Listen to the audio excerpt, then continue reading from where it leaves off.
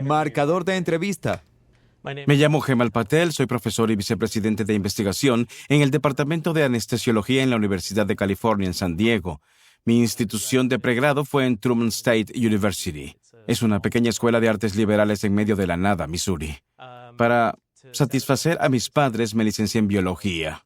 La idea era que iría a la escuela de medicina o me convertiría en científico o algo así. Para satisfacer mi propia curiosidad, de hecho, me especialicé en filosofía de la religión, principalmente en teología occidental, un poco de teología oriental también, algo de meditación, y me especialicé en estudios clásicos. Me gustaban mucho las lenguas muertas y antiguas. Era un entendido en latín y griego. En una época podía leer griego bíblico. Después de graduarme, me decidí por la Facultad de Medicina. Quería ser científico. Hice investigación durante toda la licenciatura. Esto era algo que me apasionaba. Acabé entrando al Colegio Médico de Wisconsin. Allí me doctoré en farmacología y toxicología. Estudié todos los sistemas cardiovasculares para ver cómo se puede proteger el corazón de una lesión isquémica. En los tiempos en que iba a la escuela de posgrado, los estudiantes podían elegir ciertos laboratorios por los que rotarían. El primero fue el de neurofarmacología. Hacíamos observaciones de la retina para ver el tráfico de proteínas dentro y fuera del núcleo. El premio Nobel por ello se concedió muchos años después, no por mi trabajo, sino por el de otra persona. Duré unos 6 meses en ese laboratorio. No era lo más adecuado para mí. Era una PI muy centrada en crear ciencia técnica. Quería ser un científico más eficaz. Entonces encontré un segundo laboratorio para rotar. Era un laboratorio cardiovascular. El objetivo del laboratorio era investigar cómo proteger el corazón de las lesiones isquémicas. Cuando alguien tiene un ataque al corazón, ¿qué intervenciones se pueden llevar a cabo? El laboratorio había descubierto algunas proteínas que estaban vinculadas a esto, y fue el grupo seminal que hacía este tipo de trabajo. Mi trabajo en el laboratorio se centró en cómo los opioides, que nunca pensarías que están en el sistema cardíaco, en realidad protegen al corazón de la lesión isquémica. Descubrimos una serie de estudios que demostraron que si tratas células y animales con compuestos opiáceos, compuestos opioides delta específicos de la morfina, en realidad causas un efecto protector masivo de un ataque al corazón. También hay pruebas clínicas de ello. Personas sometidas a cirugía que reciben morfina tienden a estar mejor de forma cardíaca y en sus resultados. El objetivo era comprender la filosofía animal en su totalidad, así que me hice fisiólogo cardiovascular. Hacíamos estudios con animales grandes y pequeños y aprendíamos cómo el cuerpo y los sistemas de órganos trabajan juntos. Ese fue el objetivo de ese laboratorio.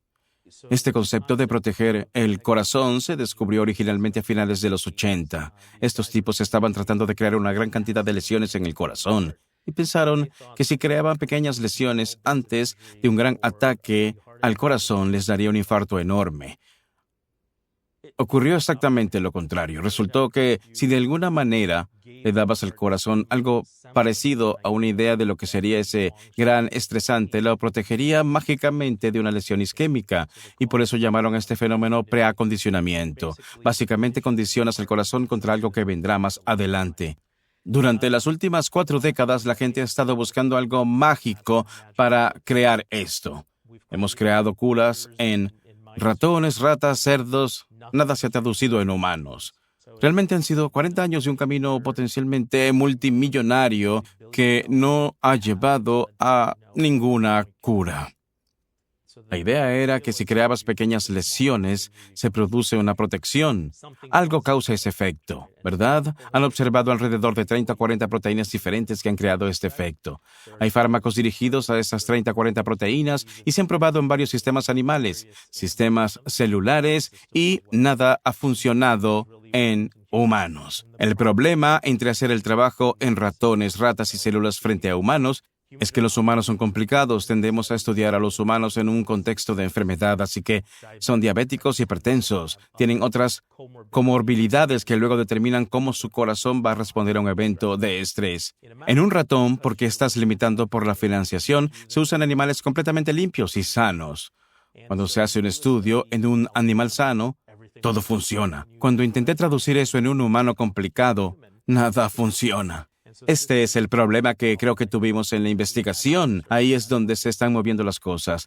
Al evolucionar mi laboratorio, hemos intentado crear modelos más complicados en animales para hacer modelos de enfermedades humanas para permitir una traducción mejor. Los efectos han sido dispares. Sigue siendo difícil quitarle algo a un ratón cuyo corazón late a 6.700 pulsaciones por minuto para un humano cuyo corazón late a 60, 70 pulsaciones por minuto. Es una fisiología diferente. Así que el dogma central, esto es lo que aprenden la mayoría de los científicos en clases de biología molecular, es que el ADN hace ARN que hace proteína, ¿verdad? El ADN es el libro de cocina, el ARN es la receta y la proteína es el pan que sale de ella. El ADN es la base de los conocimientos fundamentales en el que tus células y cosas existen, es el núcleo de lo que eres. La forma en que se expresa es la molécula de ARN. Luego, ese ARN se traduce en proteínas y las proteínas son la parte comercial. Hacen lo que hay que hacer. La teoría de cómo estas cosas crean la biología en un individuo ha evolucionado. El pensamiento original en la naturaleza era que el ADN lo regula todo. El ADN con el que naces crea un conjunto específico de ARN que crea un conjunto específico de proteínas. A medida que somos más conocedores de la ciencia, resulta que hay algo llamado epigenética, donde se puede modificar el ADN con otras moléculas que luego crean firmas únicas de ARN. Eso no significa que ese ADN tenga que expresarse, pero ciertas cosas sí en función de factores medioambientales y de otro tipo. Ciertas moléculas de ARN se expresan y luego en última instancia conducen a un subconjunto de proteínas que se expresan. Ahora, se pueden tener individuos con antecedentes de ADN marcadamente diferentes etnias, otras cosas que harían única la estructura de tu ADN, pero si los expones a entornos similares, luego aparecen proteínas similares al final del día. Esta es más o menos la esencia de la epigenética. Hice el doctorado en 3 años, lo cual es atípico. La mayoría en promedio tarda unos 5 años. Estaba en un laboratorio que era muy productivo y todos mis proyectos dieron en el clavo. Normalmente te ponen en un par de proyectos como estudiante de posgrado con la idea de que te llevarán años descifrar y trabajar. Fue solo suerte, ¿verdad? No es suerte tonta, sino buena suerte, que todo pasó de golpe y fuimos productivos. La otra presión que tenía era que soy el único con doctorado en una familia de médicos. Mi esposa, a la que conocí en la secundaria, estaba en la facultad de medicina. Tenía un reloj en marcha. Se iba a ir en 3 años y medio para su residencia. Si no lo hubiera hecho, estaría atrapado en el frío Milwaukee. Mi esposa estudió medicina en la Marina. Ella entró en el programa de pediatría aquí en San Diego. Pensamos, supongo que hay peores lugares para vivir, así acabamos mudándonos a San Diego. Conocí a mi mentor. La ciencia es sobre la gente con la que trabajas. No es necesariamente donde haces tu ciencia y en lo que estás centrado, sino que los mentores que tienes crean lo que eres.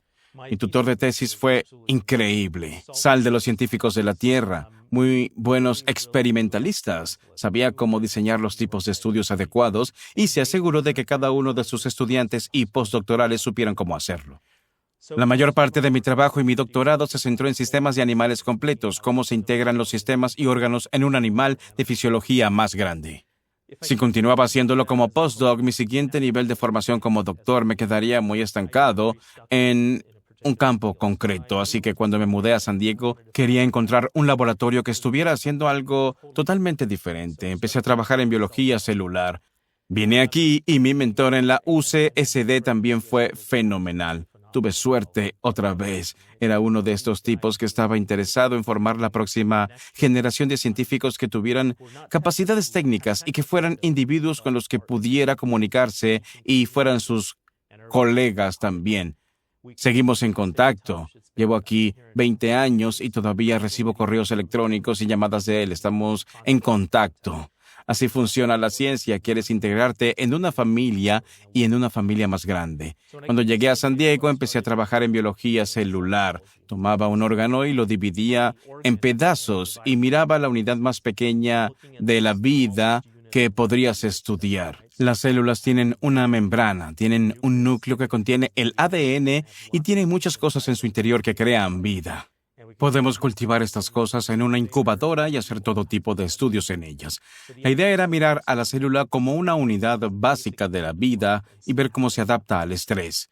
El tema que siempre está en mi ciencia es cómo se adaptan los sistemas vivos y se vuelven resistentes al estrés. Hay factores estresantes por todas partes. Nos estresamos con las señales del entorno, el calor, la hipoxia, todas estas cosas con las que tenemos que lidiar, y es centrarse en eso.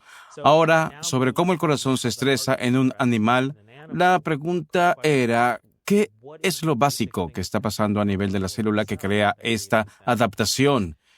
Resultó que estábamos buscando en la parte pequeña de la membrana. Las membranas no son iguales. Hay diferentes partes de la membrana. Resulta que la parte en la que estábamos centrados se denominaba balsa lipídica y un subconjunto de esto era una caveola. Los científicos no son muy mágicos o creativos con los nombres, ¿verdad? Son pequeñas cuevas, forman unas pequeñas estructuras invaginadas en la membrana plasmática. Resulta que este pequeñísimo componente de la membrana alberga todo lo necesario para crear la biología y la eficiencia y la señalización. Empezamos a explorar lo que había en estas cuevas y cómo crearon esta adaptación al estrés. Curiosamente, resulta que estas cosas que estudiaba como estudiante de posgrado, preacondicionamiento, opioides y esa había todo conglomerado en estos pequeños microdominios en la membrana celular. Luego hicimos una serie de estudios que conectaba la célula hasta el animal. Pudimos expresar más de estas proteínas solo en las células del corazón. Resulta que están increíblemente protegidas de un evento isquémico sin hacer algún tipo de intervención. Resulta que estas proteínas crean esa eficiencia que fue descubierta hace 30 o 40 años en términos de preacondicionamiento. Este documento se publicó en Circulation hace varios años, que es una revista clínica de gran impacto. De nuevo, fue un estudio que mostramos en ratones más proteínas en este corazón. Básicamente hizo que los ratones no murieran de un ataque al corazón. Esta fue la historia completa de cómo inicié en los sistemas de órganos completos. Se trasladó a la celda y se descubrió una porción de la célula que crea esa fisiología en ese ratón. El camino ha sido, ¿cómo se traduce esto a un humano? La parte triste de ser un científico joven era que lo publicábamos todo. Una vez que publicas todo, nadie puede ganar dinero con ello. No hay ninguna compañía farmacéutica interesada en tomar esta idea para desarrollar esta proteína que descubrimos como cura para las enfermedades cardíacas. Hemos aprendido la lección, así que patentamos el trabajo que hicimos en los sistemas cerebrales. Resulta que esta proteína tiene unos grandes beneficios contra el estrés en el cerebro. De hecho, se está desarrollando ahora mismo una cura para la ELA y posiblemente también para el Alzheimer. Es interesante cerrar el ciclo. Si piensas en el marco temporal de donde empecé a donde estoy, empecé mi doctorado en el 99 y estamos en 2022 y estamos viendo uno de nuestros productos a punto de entrar en los seres humanos, 20 o 25 años más tarde. Lleva tiempo. ¿Por qué las proteínas son importantes en el estudio? Al pensar en por qué las proteínas son importantes, volvemos al dogma central, el ADN y el ARN y las proteínas. A pesar de que pueden ser modulados, hasta cierto punto la parte de actividad de la célula sigue siendo la proteína. Son los caballos de batalla, son los que crean la estructura, los que crean la función. Todo, en términos de adaptación, depende de cómo se adapte esa funcionalidad. Cambia según la situación en la que te encuentres y es la proteína la que hace esto. Cuando pensamos en nuevas formas de proteger los tejidos, órganos, humanos, mentes, partes, lo que sea, es la proteína la que lo hace. En última instancia, lo que deseas obtener a partir de ADN a ARN se debe a esa molécula de proteína que crea ese nuevo cambio en la estructura, un nuevo cambio de funcionalidad y de comportamiento que tome ese papel. Cuéntanos un poco sobre tu investigación previa. Antes de conocer a Joe, mi mundo era uno lleno de académicos. La forma de sobrevivir en el mundo académico es que consigas subvenciones de fuentes nacionales. Hemos sido financiados a través de los NIH, la VA, el Departamento de Defensa, la NASA y otras fundaciones durante años, y dependes de ellos para sobrevivir. Para mantener las luces encendidas en el laboratorio, comprar suministros, pagar a la gente, hay que conseguir subvenciones.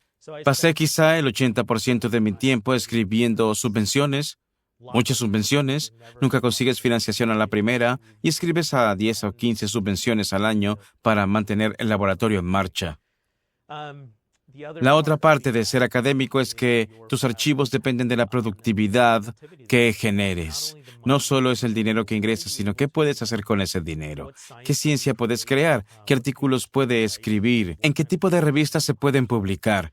La ciencia se trata del impacto que tiene la ciencia, así que si publicas en una revista que nadie lee, un diario desechable, tiene poco impacto, nadie va a leer eso, nadie lo va a citar. Es un parpadeo. Si publica en una revista que leen todos los científicos, la probabilidad de que sea citado es mucho mayor. Son revistas de gran impacto. Son difíciles de publicar. Los hallazgos que tendría que publicar en estos tienen que ser enormes. Tienen que cambiar el campo. Tienen que descubrir una nueva área, una nueva cosa en la que adentrarse. Esta es la batalla en la que estás trabajando constantemente. Tienes que estar en un borde creativo como científico, pero estás constantemente pidiendo dinero a alguien más para estar en ese límite creativo. El otro aspecto de ser académico es que tienes que conseguir dinero, tienes que crear, pero al mismo tiempo tienes que reservar tiempo suficiente para realizar las actividades de servicio de tu departamento, de la institución, de la comunidad científica en general. Luego tienes que enseñar como académico, tienes que hacer esas 4 cosas para avanzar en la escala. Esto lleva mucho tiempo. Por suerte yo tenía lo que se llama en la Marina una licenciatura geográfica cuando estaba en mis comienzos. Mi esposa hizo su formación en San Diego, pero luego fue enviada durante 4 años a 29 Palms, que está a un par de horas de San Diego.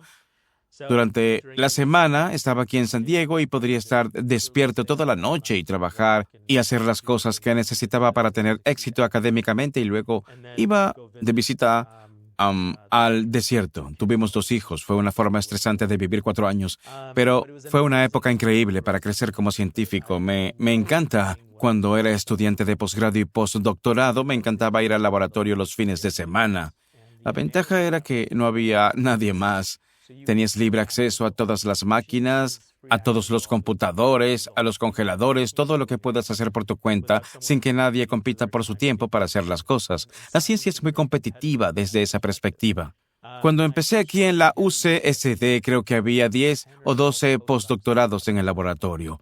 Es un gran laboratorio, todos compiten por los recursos, la atención del tutor, la atención por el tiempo y el espacio en las máquinas. Es la creación de esta ética de trabajo lo que te permitirá en algún tipo de aspectos negativos olvidarte del resto de tu vida para avanzar en tu carrera. Uno de mis mentores, no en mi doctorado, sino en mi carrera, una de las cosas en las que hizo hincapié fue en esta idea de aliviar varios factores de estrés en tu vida para ser productivo.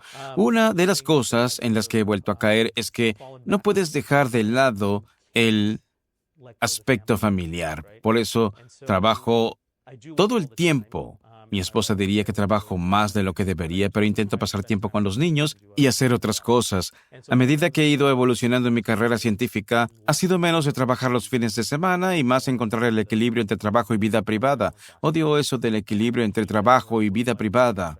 Si necesitas conciliar la vida laboral y familiar, deberías buscar un nuevo trabajo. Es mi opinión. Mi trabajo impregna todo lo que hago. Si estoy en casa jugando con los niños o pasando el rato con ellos, se me ocurren ideas y suelo enviarlas por email a la gente del laboratorio y que hagan ciertas cosas. Y así, la vida de los científicos es constantemente. Siempre estás pensando en cosas nuevas que surgen y cosas nuevas que hacer. Estás en modo supervivencia, ¿verdad? Estás pensando en cómo conseguir la próxima subvención y en mucha ciencia. Es ciencia incremental. Haces las cosas para estar seguro, pensar dentro de la caja y no fuera de ella.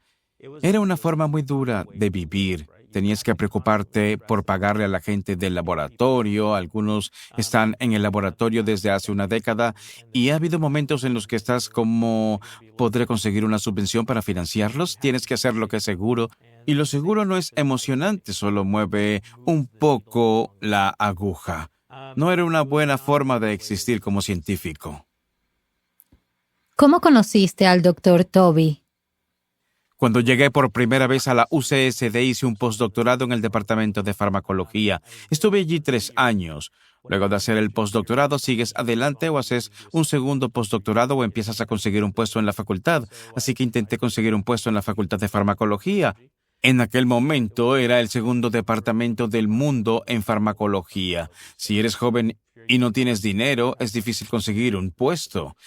Estábamos en San Diego y no queríamos irnos, entonces miré a mi alrededor. Trabajaba con algunos anestesiólogos investigando un poco y había una vacante, así que solicité un puesto de profesor junior en anestesia. Fui lo suficientemente competitivo y lo conseguí. Y entonces tuve que cambiar del campus principal para conseguir un doble turno en el VA. Muchos de ellos estaban en el hospital VA y hacían investigaciones en ciencias básicas, así que tenía una oficina en el VA y me presento el primer día y hay otro tipo en mi oficina. Le pregunto, ¿quién eres? En ese momento estábamos haciendo un experimento. Querían un doctorado que pensara en investigación, compartiendo el mismo despacho con un médico que pensaba en los pacientes y hacía frente a sus problemas. La idea era que pasaras el día, el doctorado haría su ciencia, el médico vería su clínica y sus pacientes harían procedimientos y cosas así para arreglar el dolor y las vías. A fin de cuentas, lo hacías y empezabas a hablar de tu día y la esperanza era que empezaran a trabajar juntos. Mi compañero de oficina era Toby Molly Bertram. Pasamos casi 10 años juntos en la oficina. Nunca trabajamos juntos en un proyecto de investigación todo el tiempo que estuvimos juntos, pero nos hicimos buenos amigos. Toby y yo comimos un montón de bratwurst o currywurst, creo que así es como lo llaman en Alemania, y nos convertimos. Sabíamos lo que cada uno de nosotros podía hacer, nuestros talentos. Toby era un clínico muy hábil. Era muy bueno tratando el dolor de muchos pacientes y él sabía que yo podía hacer un montón de ciencia loca increíble y establecer el nivel en animales grandes y pequeños hasta las moléculas de un tubo de ensayo. Así que en ese aspecto se le pegó. Entonces yo me quedé aquí y él siguió su camino. Fue al Palm Desert e inició allí su propio servicio de clínica del dolor. Luego nos juntamos años más tarde. ¿Cómo conociste al Dr. Joe?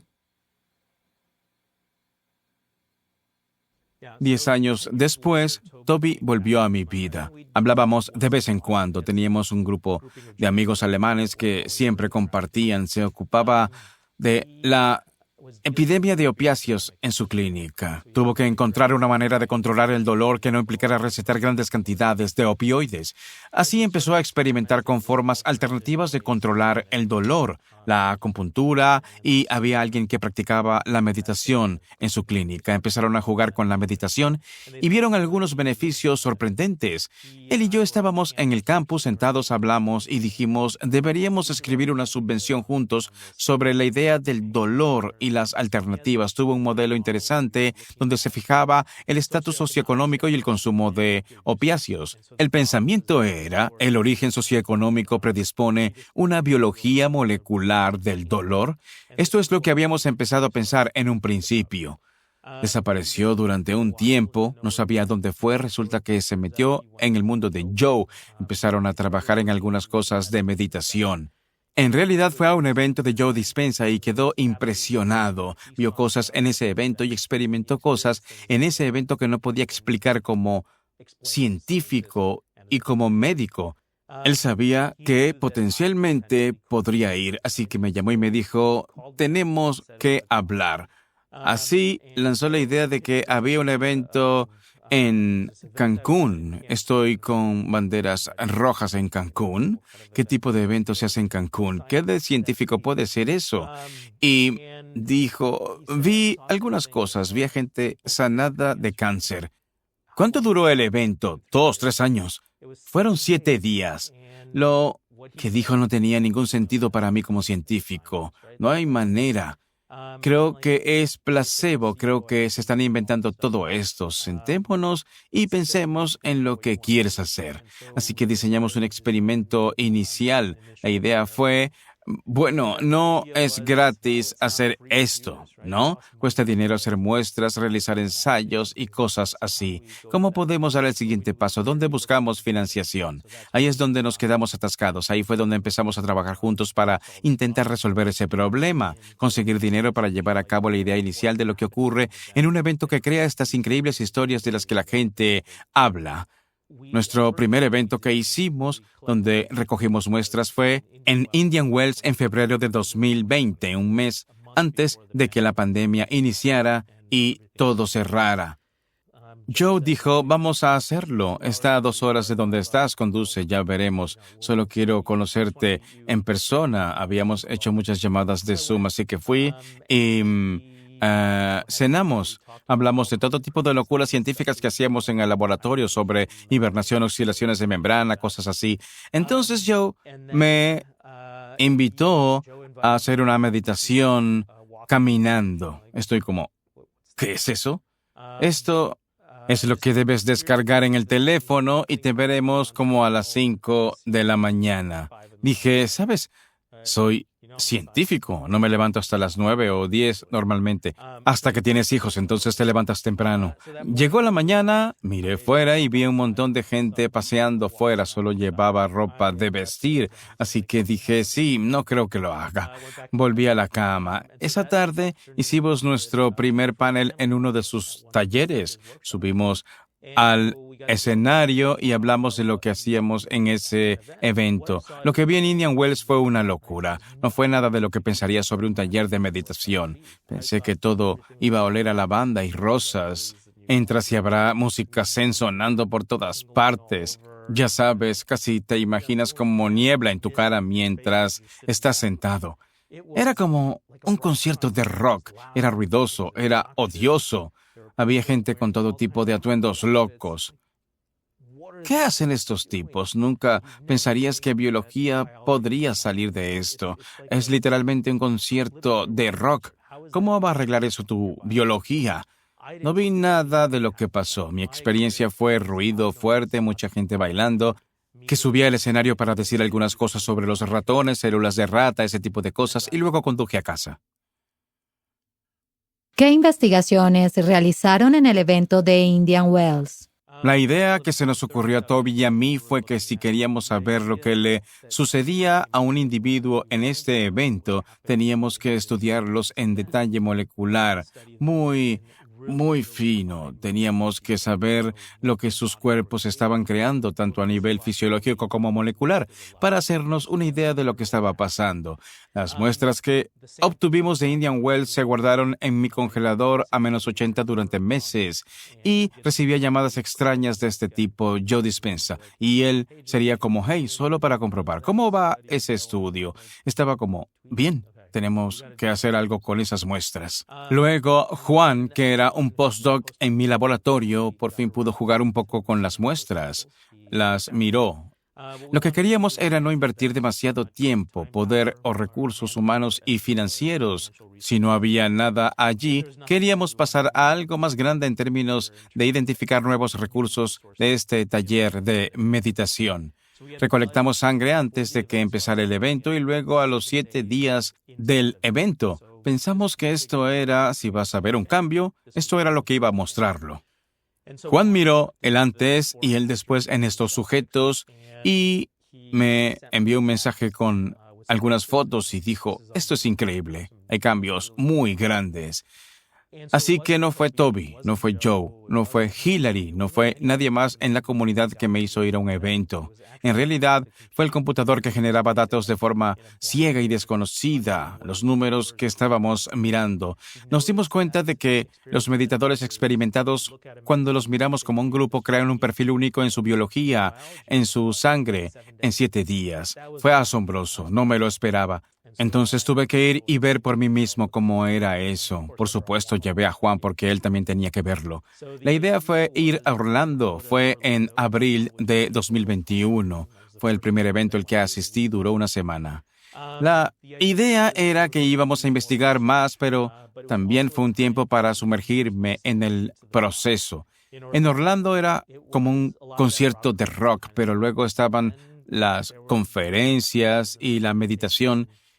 Y despertó algo en mí que no se había movido durante décadas. Meditaba cuando estaba en la universidad. Luego la vida pasa y te olvidas de todo eso. Volvamos a esta semana larga en Orlando. Llamé a mi esposa y le dije, no puedo dejar de llorar. Ella dijo, ¿qué pasa? ¿Estás bien? Estaba en una montaña rusa emocional y tenía muchas cosas en mi vida que nunca había trabajado. Estaba empezando a trabajar en ellas. La muerte de mi madre, las cosas que haces a tus hijos que lamentas mientras crecen y las vidas que estás creando. No es hasta que te piden que cierres los ojos y te centres en quién eres y dónde quieres estar, que realmente empiezas a hacer esto. Y eso fue una semana para hacer esto. Las lágrimas fueron una parte asombrosa. Creo que cambié durante una semana. Llegué a casa después de esa semana en Orlando y mi esposa me dijo, pareces diferente. ¿Cómo? No sé, simplemente diferente. Me dice, ¿qué pasó? Yo... Algo pasó en Orlando, ¿verdad? Trató de estresarme toda la semana después de mi regreso y no volvía a ese estado de estrés. Creo que esto es lo que aprendí durante esa larga semana. Creo que hay un efecto de dosificación, ¿no? Al final desaparece, tienes que volver a un evento para reabrir. Pero para mí duró quizá unos 2 o 3 meses donde estaba adaptado al estrés y podía tratar con todas las cosas que pasaban en mi hogar, mi vida laboral, mi vida al volante, todo eso. Tienes un montón de gente que te molesta cuando conduces por autopistas. Fue una época mágica.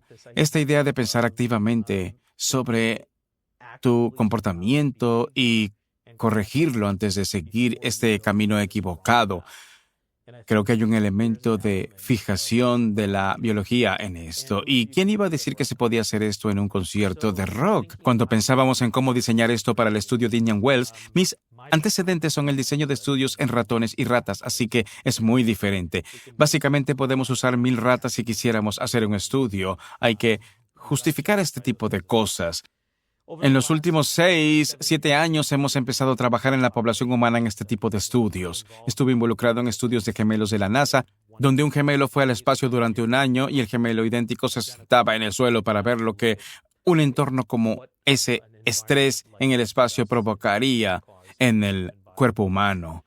Empezamos a pensar en lo que les pasa a los humanos en situaciones de estrés y resiliencia. También participé en estudios en el campus, en un estudio sobre la enfermedad de la Guerra del Golfo con veteranos que habían estado expuestos a muchos químicos y otras cosas en los 90 y todavía tienen una patología ligada a esto. Nos involucramos en un par de estudios del Departamento de Defensa para observar a esta población. Luego participamos en un estudio sobre la alimentación restringida en humanos. Los prediabéticos tenían una dieta bien restringida. Puedes comer lo que quieras, pero tienes que controlarte en un par de ventanas de 10 horas en el que podías comer. Por eso, siempre miraba desde fuera hacia adentro. No participé en el diseño de estos estudios. Había otro clínico que diseñó estas cosas. La relación que Toby y yo teníamos nos permitió sentarnos y hablar en una habitación e idear juntos el camino y esta plataforma. Él es un médico, puede pensar en todas las cosas que queríamos controlar en un estudio controlado en humanos. Luego yo, como científico doctorado, un fisiólogo y biólogo molecular, podemos pensar cuáles son las cosas que queremos medir y cómo queremos medirlas en diferentes niveles para saber qué está pasando en términos de cambio en ese cuerpo. Podemos hacerlo muy fácilmente en sistemas de roedores. Aplicamos mucha de la aburrida biología que hacemos en mi laboratorio, en el tubo de ensayo y en células a la biología que íbamos a hacer en este grupo de meditación. El estudio inicial tuvimos que mantenerlo pequeño, estábamos limitados por la cantidad de fondos que disponíamos, así que terminamos reclutando a unas 30 personas, tuvimos un poco más de 30, porque sabemos que siempre se retira alguien. Un par de personas se desmayaron durante su primera extracción de sangre, por eso no pudimos incluirlas en su segunda ronda, por lo que estaban fuera del estudio.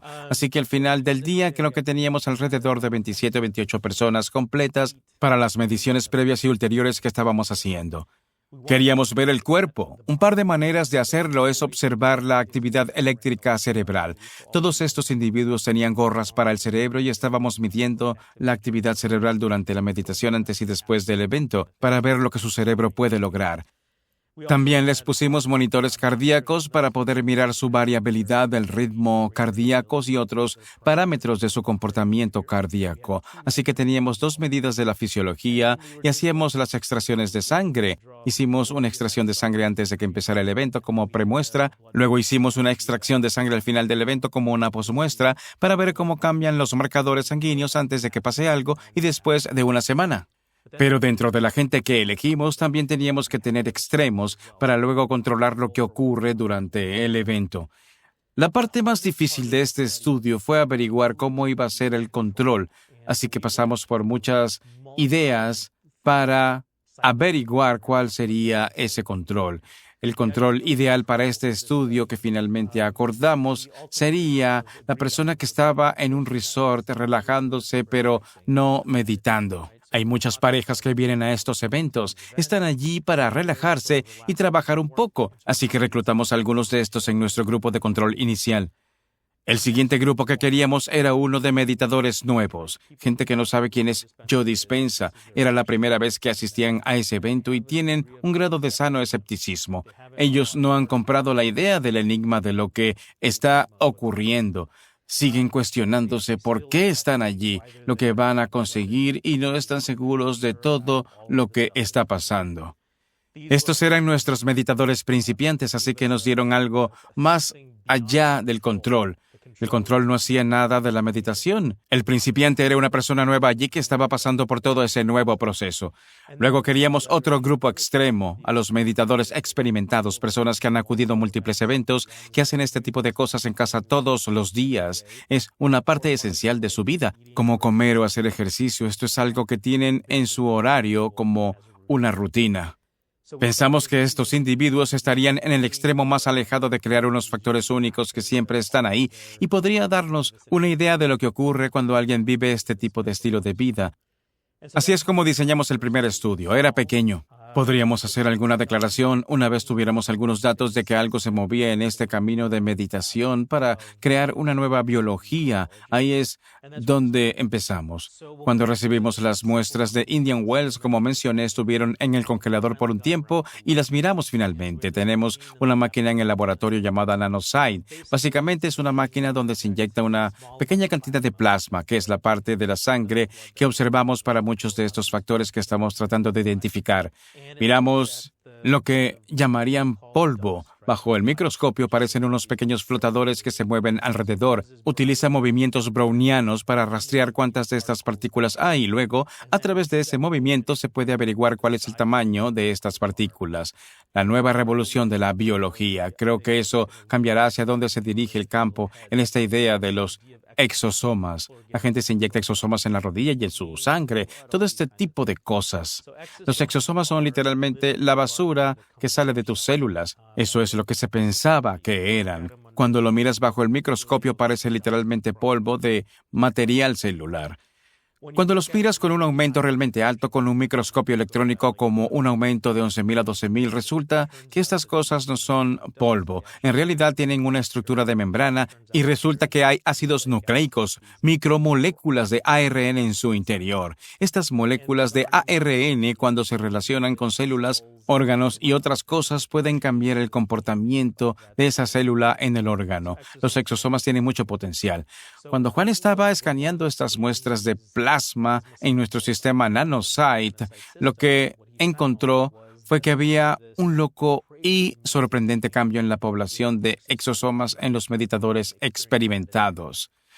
Fue como, no puede ser, no hay manera, ¿verdad? 7 días de meditación, pre y post, creaban un cambio significativo en estos meditadores experimentados. Y veíamos cambios casi significativos también en los meditadores principiantes, pero nada en los controles.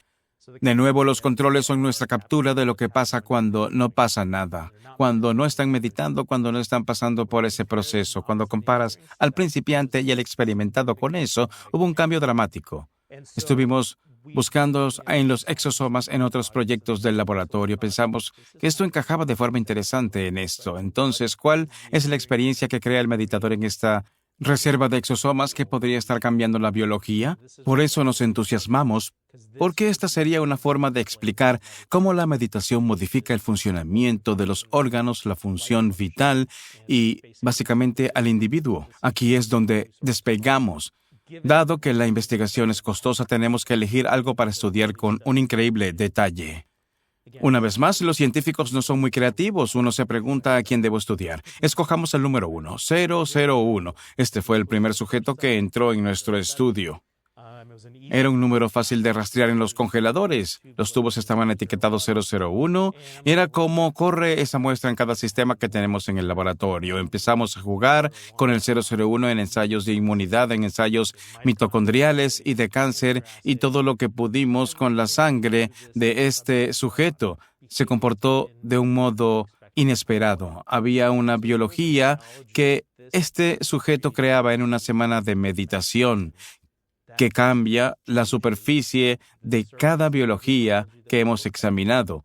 Así que la pregunta es, ¿qué le ocurrió a esta persona y qué creó? Luego podemos recrear esto una y otra vez y otra vez. Todos los demás meditadores experimentados crearon este mismo tipo de biología. Ahí es donde esto realmente despegó. Esta inmersión profunda en el sujeto 001 para intentar averiguar qué se creó en esa sangre y luego tratar de hacer esto en todas las muestras que hemos recogido. Cada célula de tu cuerpo tiene una membrana. Como estas células están expuestas a factores de estrés puro, estrés, cualquier tipo de evento es un factor de estrés ambiental y se liberan cosas en la sangre. Lo que liberan son cosas llamadas vesículas extracelulares. Son trozos de membrana que se desprenden de una neurona, una célula cardíaca o endotelial, vascular por todas partes. Pueden proceder de cualquier tipo de célula que se le ocurra. Trozos de membrana que luego flotan alrededor y a veces estas membranas encapsulan moléculas de ARN y dentro de ellos pueden cambiar la forma en que se comporta el ADN y otras cosas. Por eso tienen diferentes tamaños. Las vesículas extracelulares pueden ser grandes y pequeñas. Un subconjunto de estas vesículas extracelulares se denomina exosomas. Miden entre 20 y 100 nanómetros de ancho. Te digo esto, pero en realidad son microscópicas. Tienes que usar un microscopio para ver cómo son y qué hacen. Ahora la pregunta es, la gran idea de la ciencia es ¿de dónde proceden estos exosomas? ¿Proceden de diferentes tipos de células que se exponen a diversos tipos de cosas? Lo que está dentro de ellos cambia la biología que intentamos observar de forma descendente. Hay muchas maneras de estudiar los exosomas. Podemos purificarlos, aislarlos, luego secuenciarlos y hacer proteómica y hacer todo tipo de análisis profundo para ver lo que hay dentro. El sujeto 001 se convirtió en una especie de estudio de caso. Queríamos establecer una cantidad creciente de pruebas que nos diera alguna idea de que había algo aquí para luego ir a gastar los recursos. Tuvimos que mirar a todos los meditadores experimentados, todos los novatos. El primer estudio que hicimos fue este grupo de exosomas y notamos que los exosomas en 001 eran elevados. La pregunta era, debido a esta diferencia con respecto a los controlados, ¿su sangre crea algún tipo de biología única? El departamento de anestesia aquí corre el núcleo del vector viral para mesa, así que hay un director de doctorado dentro del departamento, codirijo el núcleo. Hacemos un montón de diferentes virus para cualquier tipo de investigación. Así empezamos. Tenemos muchos de estos en el laboratorio, estuvimos jugando con ellos y pensamos, podríamos mirar algunos aspectos de inmunidad de su sangre, ¿verdad? Esa era la idea. Hay muchas pruebas y literatura que sugieren que las personas que meditan tienen un tipo de efecto de inmunidad aumentada. Es por eso que reciben el beneficio de estrés. Probamos con un par de virus diferentes y resultó que había algunos factores que estaban elevados en la sangre que impedían que este virus entrara en la célula. Muchos de estos diferentes virus no entraron en las células a los que se expusieron.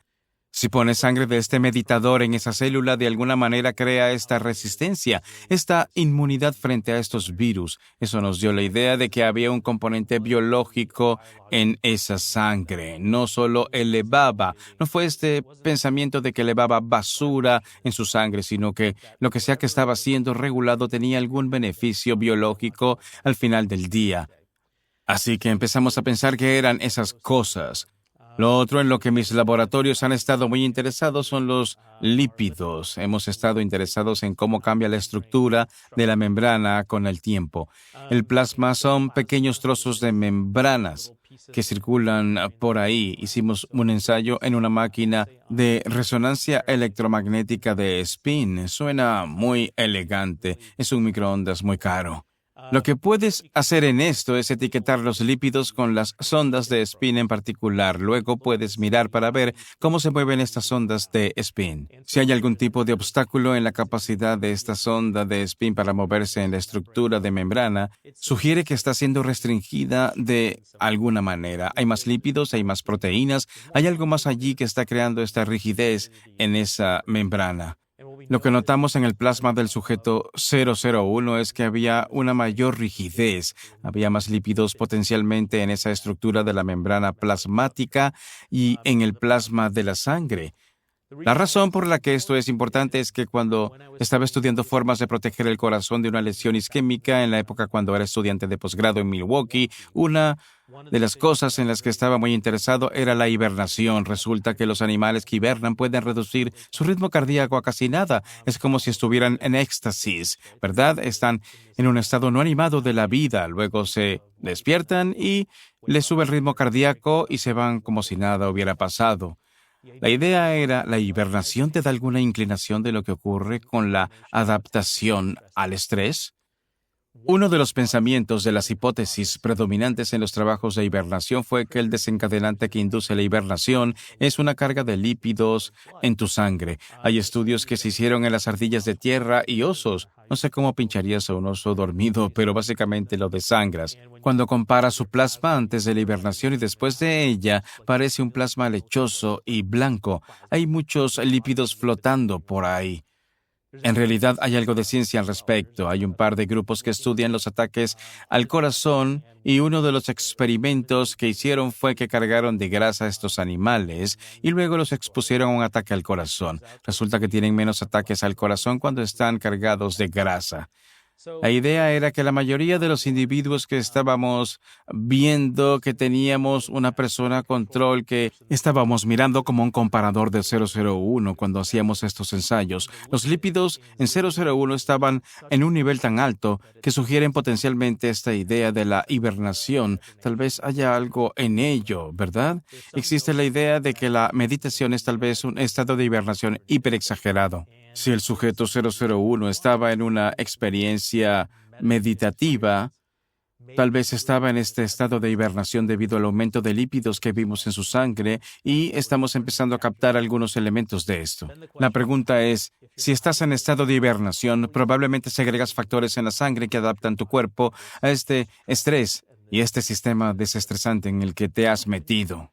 Así pensamos que esto es lo que podemos haber capturado en el 001, este estado de hibernación casi meditativo que nos dice que esa biología puede manipularse mediante la meditación. Empezamos a profundizar en el perfil, así que teníamos la idea de que había un componente de inmunidad, que había un componente lipídico.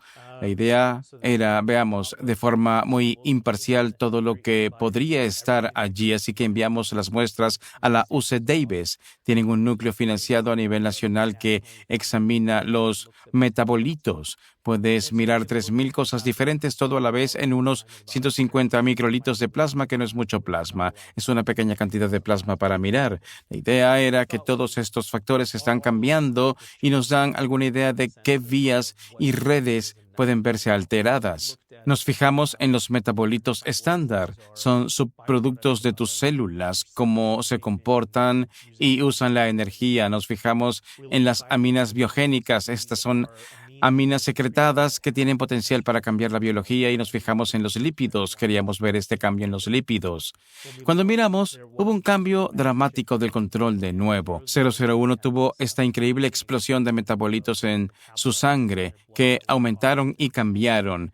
La siguiente fase fue buscar en las proteínas que se expresan. Tenemos un colaborador aquí en este edificio, un piso más abajo, que tiene un espectrómetro de masas. Con el espectrómetro de masas, básicamente puedes tomar proteínas complicadas, digerirlas en trozos pequeños y se inyectan en esta máquina. En función de su masa, se lanzan contra una pequeña columna y puedes identificar cuál es su secuencia en función de lo lejos que lleguen, esencialmente. De esa secuencia puedes identificar qué proteínas hay. Para la sangre es probable que en nuestros sistemas y los datos que tenemos podemos obtener entre 600 y 800 proteínas diferentes que podemos identificar.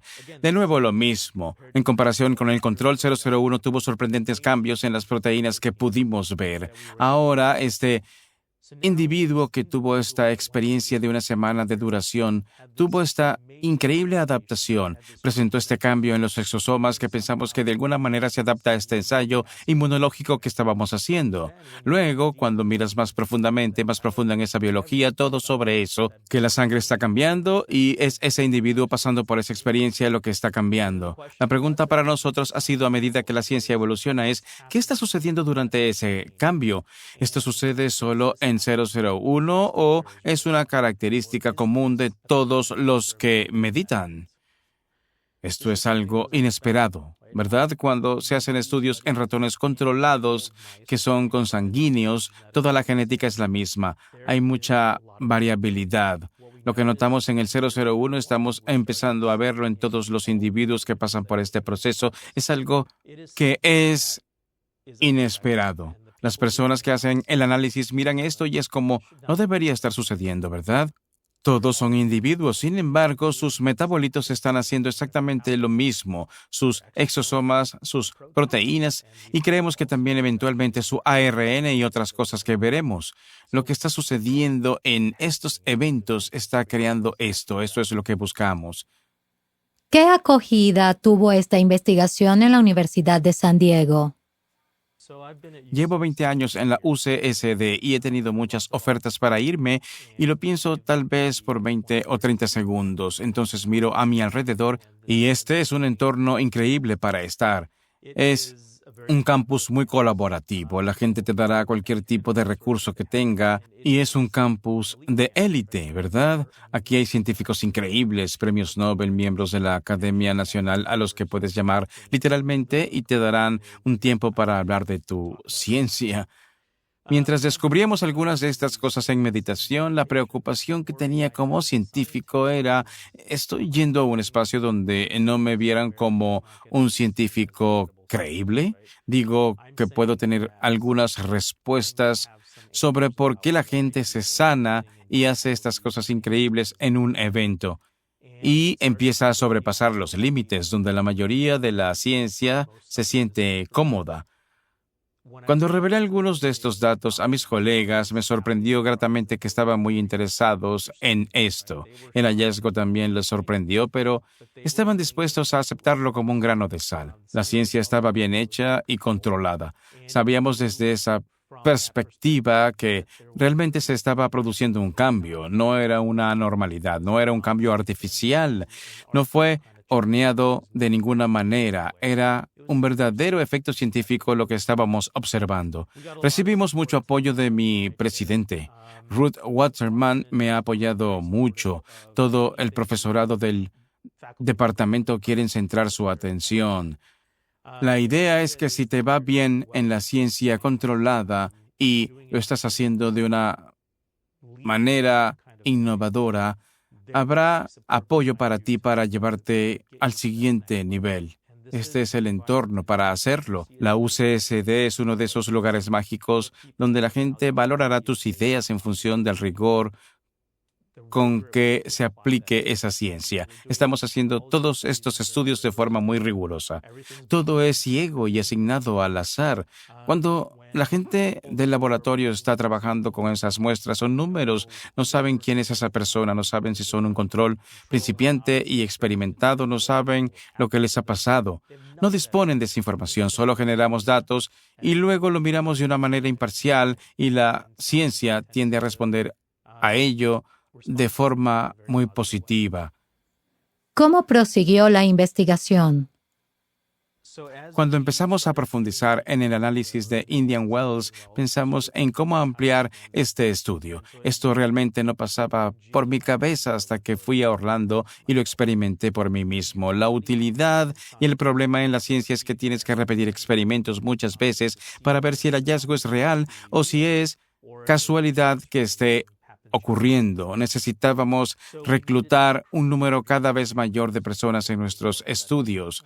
En Orlando, creo que había unas 50 personas en el estudio que Fue en abril del 2021. Hubo un evento que duró una semana en Denver. Un par de meses después reclutamos a otras 50 personas. Empezamos a acelerar las cosas desde donde estábamos. En el lapso de 3 meses hicimos un estudio de 100 personas que en la práctica clínica normal te llevaría probablemente de 3 a 5 años para hacer ese tipo de estudio. El reclutar es difícil. Hay que solicitar personas que cumplan con los criterios.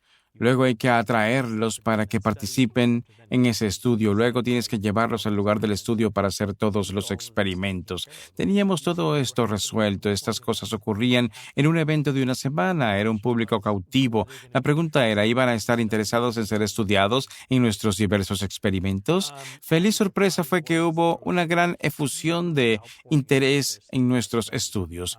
Es un grupo que quiere saber lo que está pasando. Quieren respuestas sobre cómo sus cuerpos y mentes y otras cosas están cambiando. Están dispuestos a ser estudiados en todos estos diferentes niveles. Creo que fue en Orlando que pusimos el folleto para el estudio. Estábamos reclutando 55 personas. Creo que tuvimos unos 400 voluntarios, lo que fue estupendo. No tuvimos problemas para cubrir las 50 plazas y son conformes. Aparte de 1 o 2 personas desmayadas, todos completaron todas las locuras que les pedimos que hicieran durante esta semana. Muchos chupones en el cerebro, muchos análisis de sangre, un montón de muestras de mejillas y cosas así. Estábamos haciendo una bola de nieve. Vamos a Denver y ahora teníamos, creo, 500 o 600 personas interesadas en participar en el estudio. Empecé a ir a algunos de estos estudios solo para supervisar cómo iban los investigadores. Toby también estaba allí. Los dos pudimos observar y pensar en nuevas ideas para el futuro. Una de las cosas que vi en estos eventos fue, oye, solicité tu estudio, pero no me admitieron. ¿Qué tengo que hacer? El pensamiento más simple fue, bueno, sigue presentándote. No había pensado en los números. Todas estas personas querían ser estudiadas. La bola de nieve se transformó en un diseño de estudios que capte cada vez más a la sala para ver la experiencia de todo el grupo de trabajo de meditación en lugar de 50 personas. Así es como han evolucionado nuestros estudios. Empezaron con análisis muy profundos de un pequeño subconjunto de individuos que pasaban por esta experiencia, el control, el principiante, el experimentado. Ahora se ha ampliado a observar casi toda la habitación y cuál es la experiencia de ese individuo y la comunidad en su conjunto. Si vamos a mover el marcador en términos de lo que está sucediendo, lo que haremos es estudiar poblaciones cada vez más grandes. La razón por la que queríamos centrarnos inicialmente en un subconjunto más pequeño fue el concepto ¿qué hace un individuo sano que no tiene cáncer, que no tiene dolor, que no tiene todas estas otras cosas que pueden complicar la situación? ¿Qué hace su cerebro cuando medita? Podríamos usar eso como un mapa para luego averiguar cómo conseguir que alguien que tiene cáncer encuentre una vía a la salud. Estamos avanzando en ese sentido. Va a pasar un par de años antes de desarrollar esa hoja de ruta saludable que podemos empezar a mapear a otras personas. Pero entonces los estudios que hemos asumido ahora están buscando la no exclusión. Miramos a todo el mundo, tenga o no cáncer, ansiedad, depresión, asma, no importa. Queremos ver qué pasa con nuestros cuerpos durante la experiencia meditativa. Hacia allí nos dirigimos. Gran ciencia para crear grandes conjuntos de datos, para cambiar la forma de pensar de la gente sobre lo que la meditación hace al cuerpo humano. ¿Qué datos has recopilado sobre la sanación por coherencia? La sanación por coherencia era algo que no podía entender. Fue una parte casi secreta de un evento donde irías y luego hacia el final de la semana, cuando el grupo era coherente, empezarías a centrarte en individuos que necesitaban tu ayuda para arreglar lo que fuera que les pasaba. Cuando pasé por mi semana larga, el componente más emocional de esa semana fue cuando estaba haciendo sanaciones por coherencia en otras personas. Había algo que se agitaba en mí cuando hacíamos eso. No dudo de que algo está pasando, pero no sé qué es lo que pasa. Lo hemos ido estudiando por partes. Así es como siempre he hecho mi ciencia. De pequeños mis padres lo odiaban. pero rompía cosas, desmontaba calculadoras, computadores y otras cosas. Nunca los volví a armar, pero cada vez era mejor para unir las piezas. En todo lo que hacemos en el laboratorio tomamos el todo, lo rompemos en pedazos para tratar de estudiar las piezas, para luego averiguar cómo funciona el conjunto. Esto es lo que queríamos hacer con la sanación por coherencia. El concepto es básicamente, el meditador medita toda la semana y luego los 3 últimos días de un evento de una semana de duración entran en estas sanaciones por coherencia. Si estás en la AFU, básicamente pasan estos seguimientos avanzados, suceden casi de inmediato. Básicamente es el meditador que ha estado meditando toda la semana, que se convierte en un sanado y está rodeado de sanadores que también lo han hecho toda la semana. Han formado este vínculo comunitario sin saberlo durante toda la semana. Luego, al azar, entras en la habitación y te rodeas de esta persona que ya está ahí, que necesita tu energía y tu sanación, amor, gratitud, todas estas cosas, y te vuelcas en esto. Los primeros datos que teníamos se basaban en encuestas. Se estaban buscando respuestas de salud antes de que empezara el taller, luego observar las respuestas de salud en estos individuos después de pasar por las 3 sanaciones y luego 1 mes y 3 meses después. Lo que notamos es que había efectos dramáticos sobre el dolor y la fatiga. 2 cosas que se rastrean en toda enfermedad se alteraron drásticamente en las personas que pasaron por la sanación por coherencia. Cuando digo dramático no es como 10 o 15%, fue 70% de efectos sobre el dolor y la fatiga. Así que, estaban inventando todo esto en su cabeza, que esperaban ser sanados y a través de este efecto placebo sanaron o algo biológicamente sucedió. Aquí es donde nos involucramos para acelerar realmente experimentos al siguiente nivel.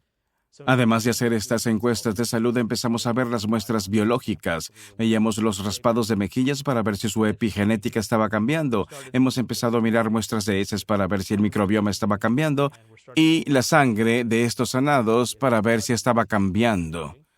Luego, mientras pensamos en futuros experimentos, vamos a ver las actividades cerebrales en una jaula. Las personas que están sanando, así como la persona que está siendo sanada, están conectados de alguna manera por el funcionamiento de sus cerebros. Sospecho que potencialmente lo están y podremos responder esa pregunta creo que dentro de 1 año. Cuando la pandemia golpeó, la idea era que ya no se podía hacer en persona. La idea de si la información es información y es la frecuencia, ¿podría hacerse esto también a distancia? Tenías fotos de individuos que eran sanados y había gente en la habitación que meditaban juntos durante un evento que estaban a distancia, que hacían las sanaciones, o gente que estaba por todo el mundo en Zoom, que se centraba en imágenes de individuos que también eran remotas y hacían sanación por coherencia remota. La preocupación que tenía con esto es que hay una intencionalidad en ello. Si eres un sanado y esperas ser sanado, hay algún elemento que te va a sanar. Esperas ese efecto. Así es como funciona el placebo. Un médico dice, aquí tiene una pastilla, va a cambiar todo tu dolor o esto o aquello. Tomas la pastilla, confías en el médico y por esa confianza e intencionalidad realmente hay azúcar en esa píldora. Se crea un efecto biológico, el efecto placebo. Así que queríamos controlar esto. Empezamos a separar las cosas y tratamos de averiguar cómo podríamos diseñar el estudio a distancia correcto para esto. Creamos un estudio a distancia que era doble ciego, cruzado, controlado con placebo. Esas son 3 grandes cosas que harías cuando se diseña un mega estudio que concluirá con respuestas reales. Este fue un doble ciego. Lo que eso significa es que en el estudio los sanadores sabían que iban a sanar, pero no sabían cuándo en este estudio de 3 meses que estábamos haciendo. Los sanados sabían que iban a ser sanados, pero no sabían cuándo, por lo que fueron cegados sobre cuándo se produciría la sanación. No había intencionalidad, no podían saberlo. Fue controlado con placebo.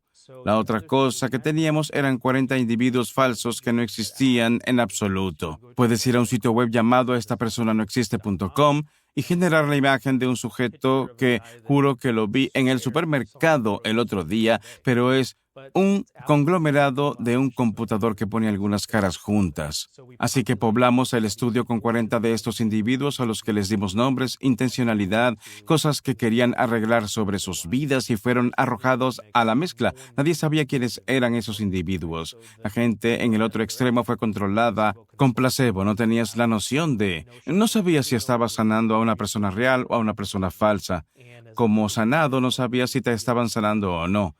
Luego hubo un aspecto cruzado. No queríamos que nadie se quedara afuera. Así que el primer mes un grupo se sanó, el otro no. Luego un grupo de sanadores se centró en los falsos sanados. El segundo mes todo se cruza. Ahora el grupo que no estaba siendo sanado, ahora lo está. El grupo que se está sanando, no está sanando. Entonces, el falso grupo ahora se está sanando por el grupo que estaba sanando al grupo real. Es un extraño juego lógico que estás jugando. En el tercer mes, los falsos se eliminan y todos sanan. Eso es parte del grupo de sanación, pero nadie conoce el diseño. Todo está controlado de esa manera. El estudio acaba de finalizar el seguimiento de 3 meses. Estamos frenéticamente tratando de hacer el análisis de esto para ver si había un efecto. El segundo estudio ya está en marcha. El primer estudio analizó a todos los participantes y todo tipo de enfermedades. El segundo estudio se centrará únicamente en el cáncer. Entonces decidimos, además de hacer las encuestas que hacemos típicamente en estos individuos, es que todo el mundo tiene un kit. Hacemos raspados de mejillas y también muestras de heces de estos individuos. Ahora vamos a elevar el juego. También estamos buscando cambios biológicos que tienen estos individuos. La evolución de esta modalidad de sanación ha ido aún más lejos. La pregunta en mi mente cuando voy a estos eventos es que la persona venga y haga un testimonio y su cáncer desaparece en 7 días. Y tú dices de ninguna manera. Como humano piensas es increíble. Como científico piensas mentira. Es imposible que eso ocurra. Por eso quise diseñar un experimento que lo probaría en el laboratorio. Lo que hicimos es que tenemos muchas células cancerígenas en el laboratorio. La idea era ver si podíamos traer sanadores a una habitación y que se centraran en torno a una incubadora llena de células normales y cancerosas. Las células cancerosas no tienen cuerpo ni mente, pero pueden recibir energía. Es un sistema vivo. Es la unidad básica de la vida. Los estudios que hicimos fueron controlados, así que los hicimos 4 o 5 veces. Teníamos controles en los que las células estaban en un laboratorio que nadie había visto nunca. Al mismo tiempo, de la misma población, teníamos células normales y células cancerosas en esa incubadora. Nos fijamos en la biología de todo esto y nos dimos cuenta de que lo que sea que estos individuos hicieron como grupo fue capaz de cambiar la biología de una célula cancerosa en una placa. Esto comienza a construir un nivel de evidencia, ¿verdad? Vemos cosas asombrosas que suceden a los individuos que acuden a estos eventos. Vemos cosas asombrosas que suceden en grupos de individuos que están siendo sanados en una sanación por coherencia en persona. Podemos replicar todo esto en la configuración remota, donde los sanadores sanados y gente falsa están todos en el éter remoto del computador y de Internet. Ahora podemos mostrar que esta energía que se está creando tiene la capacidad de cambiar el comportamiento de una célula en un plato que no tiene mente ni cuerpo. Es este continuo de estudios que está empezando a acumular cada vez más pruebas que sugieren que algo está pasando en esto. Allí nos dirigimos. ¿Tienes resultados de los estudios de sanación por coherencia a distancia? Sí, los estudios de sanación a distancia que miramos originalmente tenían este efecto sobre el dolor y la fatiga. Los estudios de sanación por coherencia en personas que analizamos antes de empezar a diseñar nuestros estudios tuvieron efectos similares sobre el dolor y la fatiga. Sabíamos que había un objetivo, ¿verdad? Estaba sucediendo algo biológicamente. Hay otros 5 parámetros que también estaban cambiando. Ahora, cuando estamos haciendo estos estudios controlados, los resultados aún no han llegado para el control remoto. Estamos empezando a mirar en estudios de sanación por coherencia en persona. Cuando miras los estudios remotos originales que se hicieron en los eventos y los estudios de sanación por coherencia en persona que se realizaron en el acto, ambos parecen tener efectos sorprendentes sobre la función biológica. Los efectos en persona parecen ser un poco más fuertes que el remoto, lo que supongo que tiene sentido, ¿no? Si puede ver físicamente a la persona que tiene delante, tal vez haya una conexión más fuerte que se forma. Tal vez haya más de un efecto placebo también contra remoto. Los estudios basados en células tenemos el mayor conjunto de datos en este momento. En realidad, podemos demostrar que los individuos coherentes que meditan durante unos 25 minutos sobre la sanación del cáncer cambian el perfil energético de una célula cancerosa. Pueden cambiar la tasa de crecimiento de diferentes tipos de cáncer, cáncer de mama, de pulmón, de hígado, todos dejan de crecer, lo que sugiere que hay algún cambio energético que está sucediendo que luego cambia la biología de esa célula. ¿Puedes hablarnos del estudio Quantum? En enero de 2022, en Marco Island, lanzamos un estudio llamado Quantum, una búsqueda para analizar a 1,000 humanos meditando. La razón por la que acabamos creando este estudio, y se hizo en unos 3 meses, que normalmente se tarda años en planificar un estudio como este, fue porque recibimos muchos emails de personas que querían participar en el estudio, pero no fueron incluidos. Queríamos crear un estudio que incluyera a todos los que querían participar en un estudio. La idea era conseguir que se comprometieran 1,000 personas. Teníamos 978 personas al final del día con consentimiento en Quantum. Si redondeas, son 1,000 humanos meditando. El objetivo era ver lo que le ocurre al individuo cuando pasan por la experiencia de un taller de una semana de duración. ¿Qué sucede a la comunidad de individuos que pasan por este taller de una semana? Se produce un cambio a nivel individual que luego pasa a un cambio que ocurre a nivel comunitario.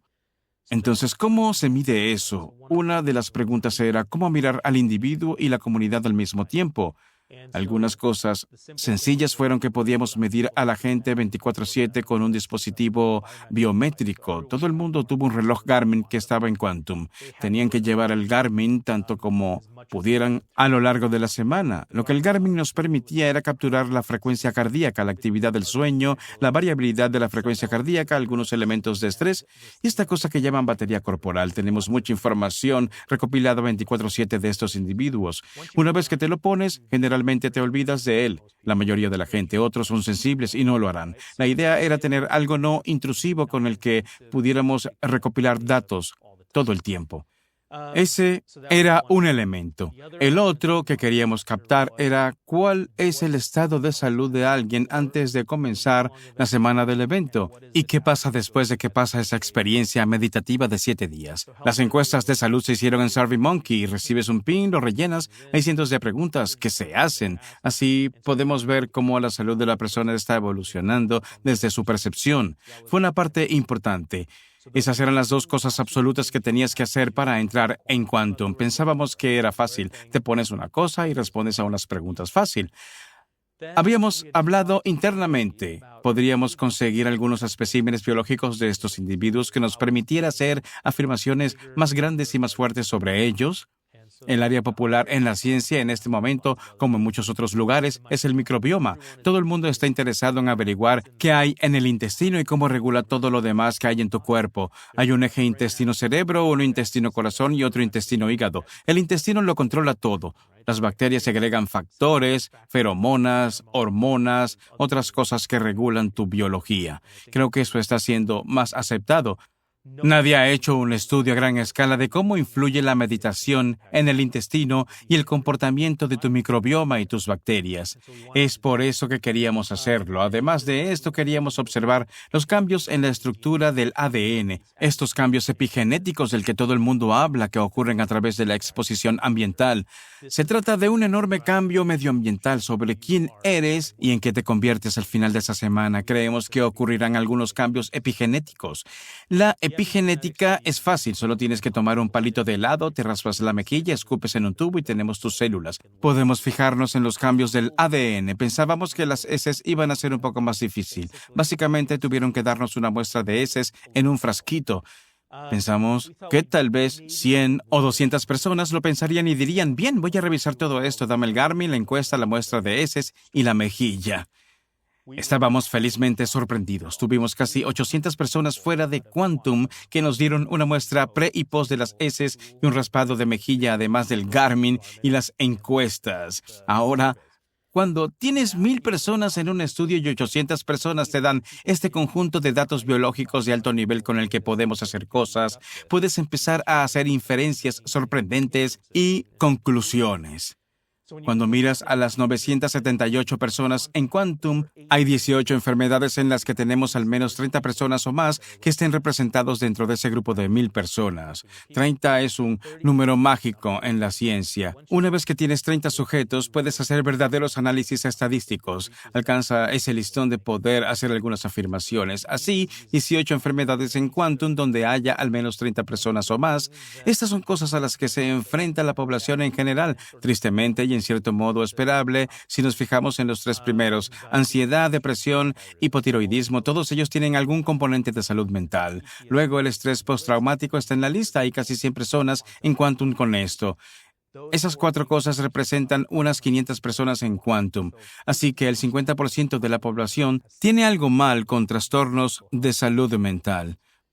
Podremos ver esto desde su cambio autopercibido a través de una experiencia de meditación, cómo se rastrea en su fisiología, en su Garmin, y luego lo que sucede a su microbioma cuando pasen por esta experiencia de una semana. Si eres alguien que identifica ansiedad, depresión, estrés postraumático y tenemos otras cosas. Además, tenemos la enfermedad inflamatoria intestinal que es alta, asma incorporado.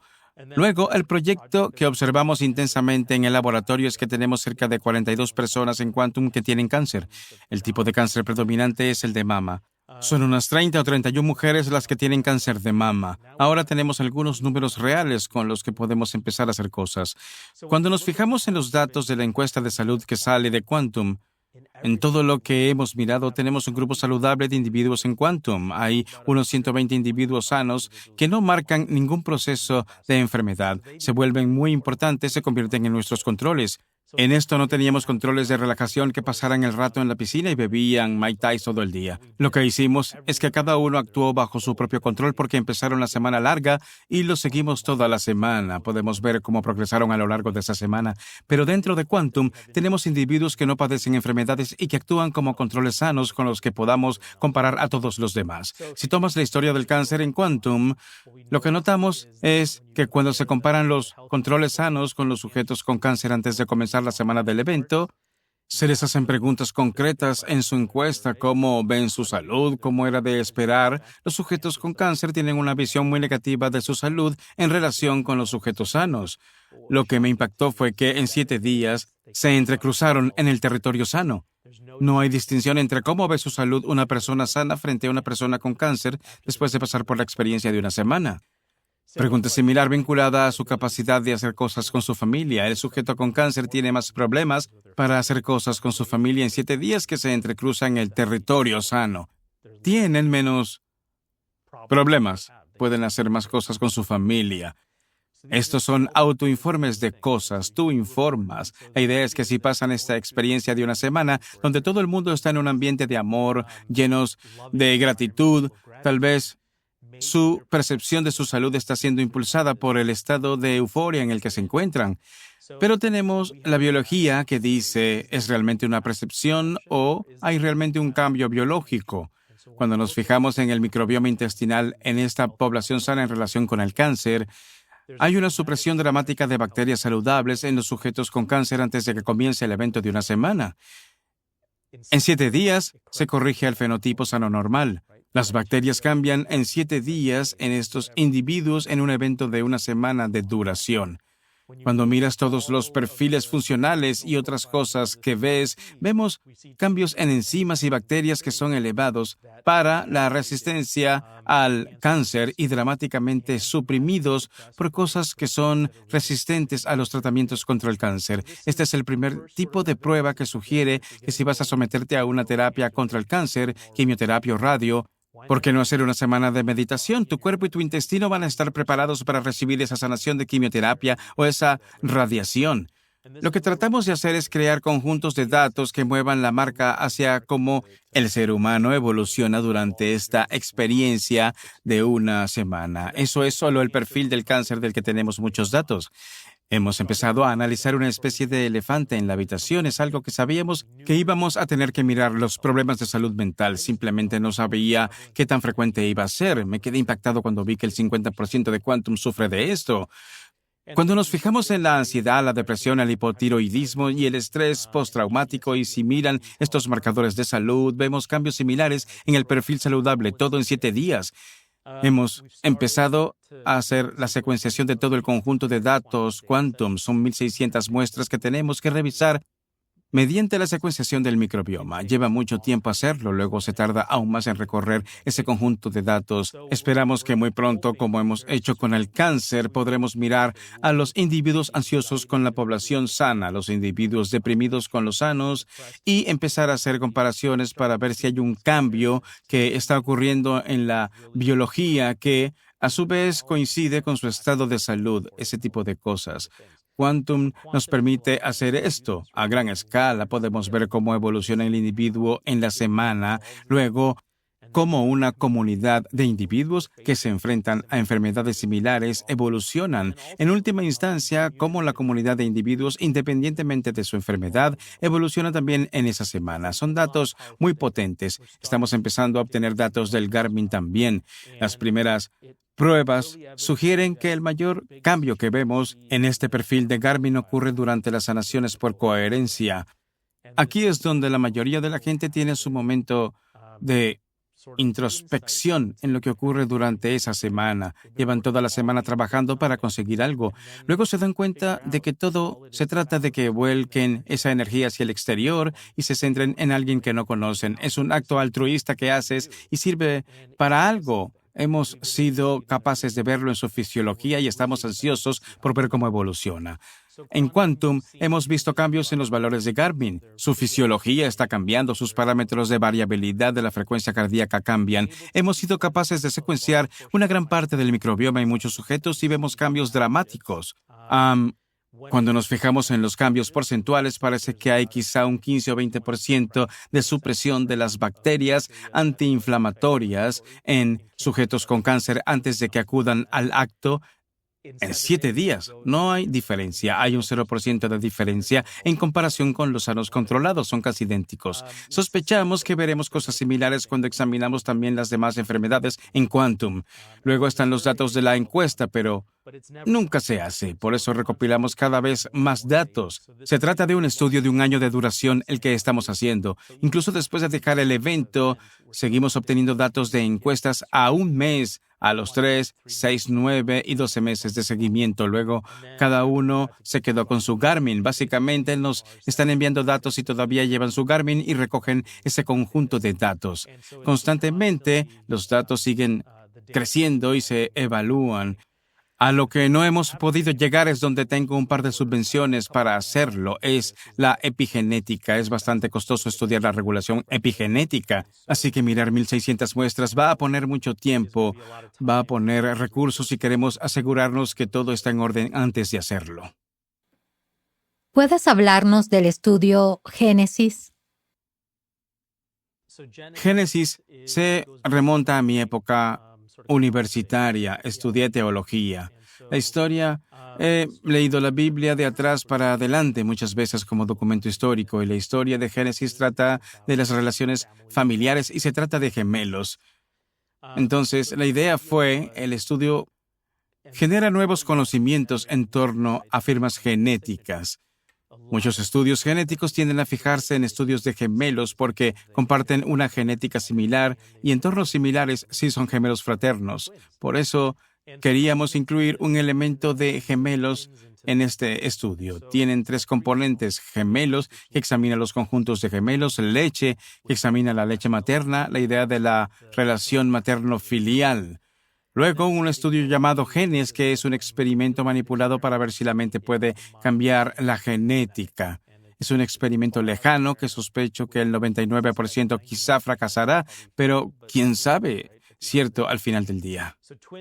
Los gemelos son únicos en el conjunto y reclutamos a 5 gemelos idénticos, gemelos monocigóticos que comparten la misma genética, un par fraternal que son de genética diferente, pero comparten el útero. Lo que queríamos ver en esta población es cuando los gemelos A todos se les permitía meditar durante la semana, pero durante partes clave de ese taller estuvieron separados y siempre era la misma separación. El gemelo que meditaba siempre lo hacía a lo largo de la semana y el gemelo que fue separado y fue a la habitación separada siempre iba a esa habitación. En esa habitación separada, ese gemelo estaba escuchando un documental aburrido sobre el fondo del océano. Lo que queríamos ver es cuando miramos a los dos al mismo tiempo, sus cerebros, sus patrones sanguíneos, su fisiología, ¿está todo acoplado?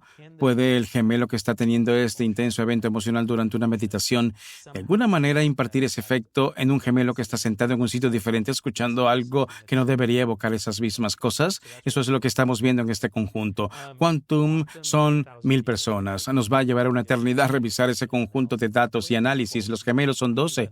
Podemos hacer el análisis mientras dormimos. Va a pasar muy rápido. Estamos empezando a canalizar y hacer todo tipo de perfiles profundos de este conjunto de gemelos.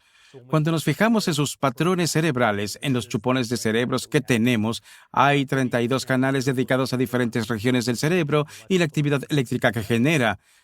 Lo asombroso era que el gemelo que está sentado en la sala de meditación tiene una increíble actividad de ondas alfa, así que la onda alfa se acentúa cuando haces una experiencia meditativa porque estás en una especie de piscina creativa de actividad cerebral.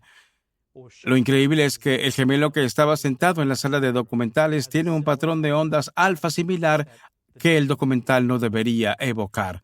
Lo que debería evocar es sueño. Es lo más aburrido que he escuchado nunca y es alucinante que evoque un comportamiento cerebral similar a la meditación. Así que pensamos que el gemelo se está encendiendo por el otro gemelo que está haciendo esta experiencia meditativa y esa onda cerebral está siendo transferida, alguna conexión que comparten. Personas que se acoplan de determinadas maneras. Los gemelos son mágicos porque comparten la misma genética y tienen un vínculo. Escuchas todas estas historias anecdóticas sobre, bueno, mi gemelo tuvo un accidente y sentí el dolor, o tuve un acontecimiento emocional y yo también lo sentí. Aquí también vimos las mismas cosas anecdóticas. Este gemelo estaba realmente agitado en la sala de documentales, hasta el punto en que dejó de escuchar a la meditación y dijo, tienes que ir a ver a mi hermana porque algo va mal. Resultó que cuando los mapeadores cerebrales llamaron a la otra habitación, algo estaba pasando. Había alguien molestando mucho en la sala que cambiaba el comportamiento de su gemela. Ella se dio cuenta de eso, es espeluznante, raro, algo fantasmal. Había otro gemelo que en la sala de documentales empezó a llorar y otra vez es un documental aburrido que no debería evocar emoción. Sin embargo, evocan la emoción de las lágrimas y fue porque su otro gemelo estaba teniendo un momento único. No sé cómo están conectados, pero cuando medimos su actividad cerebral muestran patrones similares. Sugiere que esta emoción exacerbada de alguna manera es capaz de transferirse. Esto se remonta a la idea del tipo de sanación por coherencia. ¿Cómo se conectan los individuos? Ves a este ser frente a ti que necesita tu ayuda, tu gratitud y amor, y de alguna manera eres capaz de elevar tu energía mental para arreglar algo que está mal. No sé cuál es el proceso, pero tenemos algunas ideas sobre cómo diseñar experimentos para ello. Esperamos hacer esto en los próximos 2 años. Los gemelos nos acercan a esta idea de que los seres humanos están conectados y dependiendo de lo conectado que estés, puedes forzar estos lazos íntimos con los demás. Lo que era aún más sorprendente es que estábamos haciendo el análisis de la variabilidad del ritmo cardíaco con un grupo que está en Taiwán y también Harvard. Para jugar con ellos, les enviamos 6 pares correctos y 6 pares falsos y les dijimos, aquí hay 12 pares. Díganos cuáles son los verdaderos gemelos. Podrían decirnos los 6 pares exactos de gemelos con base en sus datos de HRV porque se alinearon dramáticamente. Es una locura que tus patrones de ritmo cardíaco, tus patrones biométricos, cerebrales, estén alineados porque compartes un vínculo con ese individuo. A eso llegan los gemelos. Cuando empezamos a ver su genética en unas semanas y empezamos a mirar los metabolitos, creo que va a ser esta cosa extraña, espeluznante. De nuevo, son esencialmente el mismo individuo, sin embargo, están experimentando cosas diferentes. Cada vez nos dedicamos más a eso. Así que la otra parte de Génesis es la leche. La leche, solo tenemos N de una muestra. Identificamos a una mujer en San Diego que nos dio una muestra previa y otra ulterior. Nos va a tomar un tiempo en reclutar suficientes mujeres en este estudio que amamanten durante un evento. La idea es que el entorno de la leche es como la madre conecta con el niño, no solo la unión, sino que es el flujo de información de ella a ese niño. Hay muchas pruebas que sugieren que la leche materna contiene anticuerpos asombrosos y otros factores que crean resiliencia en ese niño, inteligencia y otras cosas. Entonces, la pregunta es, ¿la meditación cambiaría el entorno de la leche materna? Hay diferentes azúcares que se expresan, hay diferentes microbios, hay cosas que cambian la biología de ese bebé para que tenga más capacidad de recuperación cuando crezcan. Genes va aún más lejos. La pregunta es, ¿puede la mente controlar la genética? Una de las ideas en estos eventos es que la gente se está sanando de enfermedades que no son triviales. Cáncer, quiero decir, hay anormalidades genéticas en el cáncer. Si vas a sanar un tumor, tienes que tratarlo, hay que arreglar su genética. De nuevo, siempre hay algo de engaño en la ciencia, así que reclutamos a 70 personas para el estudio, los dividimos en dos grupos. Uno era el grupo experimental y el otro el de control. Todo el mundo en este espacio sabe que la SERPIN A5 es importante en la investigación de la meditación porque hemos hecho estudios en el pasado. Es una proteína referencia para los meditadores. Los estudios que hicimos originalmente sobre los efectos inmunitarios de la meditación, pudimos demostrar que la proteína que potencialmente crea este factor de inmunidad era la SERPIN A5. Es una proteasa en la sangre y siempre había niveles elevados en los meditadores experimentados en esta proteína, luego del evento de una semana de duración. Creemos que esta proteína es una de las características clave de este tipo de respuesta de aumento de la inmunidad. La comunidad sabe esto. Para que todo el mundo se interesara en participar en este estudio, les dimos eso como objetivo.